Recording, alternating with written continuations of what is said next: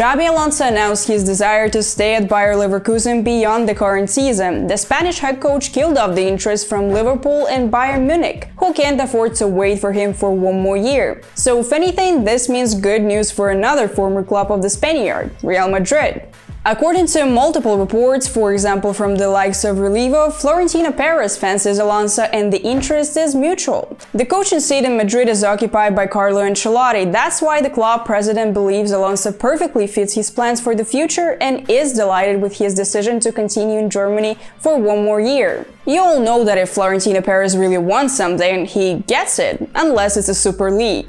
2025 is not too far ahead, so we've decided to imagine Xabi's potential squad at Madrid. And I'll tell you what, the possibilities are endless. Given the recent rumors, Real Madrid are on course to having the best squad in the history of football, because why not? But we'll get to this in due course. Now we'll also be grateful if you support our channel with a like and a subscription, and if you enjoy our content, press the bell icon to not miss the next episode. Back to the video.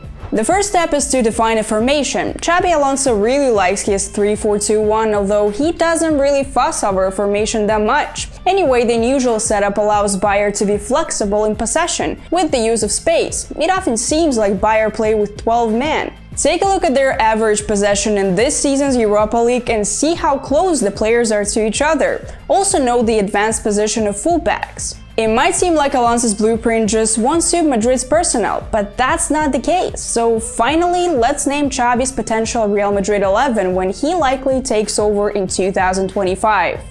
In goal we have Thibaut Courtois, which seems a no-brainer, or does it? Andre Lunin is having a stellar campaign, but it all depends on what Courtois will see once he comes back from injury. But whoever plays between the sticks, Real Madrid's goal is in safe hands. At the back, Madrid still have Eder Militao and Antonio Rudiger in their prime, and why would they lower the demands for themselves? And yet, beyond this two, there's not much else. Lenny Yoro from Lille could be the answer. He may just be 18, but he's already touted as the next superstar defender.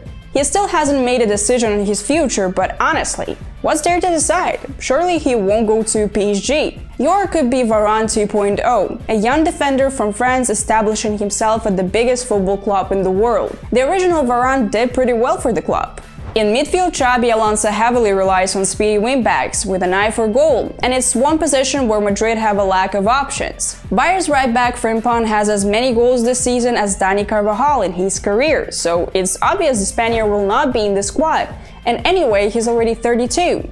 But Jan Couto seems a good option. The pink-haired Brazilian didn't enjoy his previous visit to the Bernabeu, but the lost battle against Vinicius Jr. doesn't make him a bad player. Couto has bags of talent and he's only 21. Whether he goes now or joins Real Madrid in a year with Alonso, you can almost be sure it's a fullback for a decade to come. On the other side, there's Alphonso Davies, who seems to be already Madrid-bound. The Canadian isn't having his best season in Munich, but that's probably because he's already packed his bags and is saving himself for Los Blancas. In the middle of the park, Alonso's Madrid would need absolute powerhouses to cover for the fullbacks. Kroos and Modric aren't that, and anyway, let the old men retire in peace. Madrid have no lack of top players for the future who already make the difference now. Aurelien Tchouaméni and Fede Valverde are two such players, and there's also Eduardo Camavinga. With this two, you can have a starting 11 full of offensive fullbacks and still feel safe about the midfield. Moving up, we must name Jude Bellingham. The Englishman has crazy numbers this season and would play for any team in the world. But Alonso would need two players behind the striker, and the other option other than Bellingham is not that obvious. Vinicius is a winger, and Rodrigo admits he doesn't feel comfortable in the middle too. The answer might come in the form of Arda Güler. For his own good, the hype around the Turkish kid subsidized as he's only playing a minor role for Carlo Ancelotti. But in a year, Güler has all it takes to grow into a monster he was touted to become when the club signed him. Finally, up front there's nobody else but Kylian Mbappe to lead the line. The Frenchman is Florentino Perez's obsession, and it seems like this summer he'll finally become the club's big signing. All this leaves the question of where the likes of Vinicius and Rodrigo could play. Well, who knows? There's no guarantee Xabi Alonso won't play another formation or these two won't leave the club. This may sound silly, but nobody could imagine Bayer's crazy progress under Alonso around a year ago. Football has outgrown realism, just accept it. Whatever happens, we can be sure that Xabi Alonso will go to Real Madrid to win trophies and play attractive football. His team thrives of having lots of possession, and players in the squad we've just named make it possible. Just looking at this team, don't you go, wow?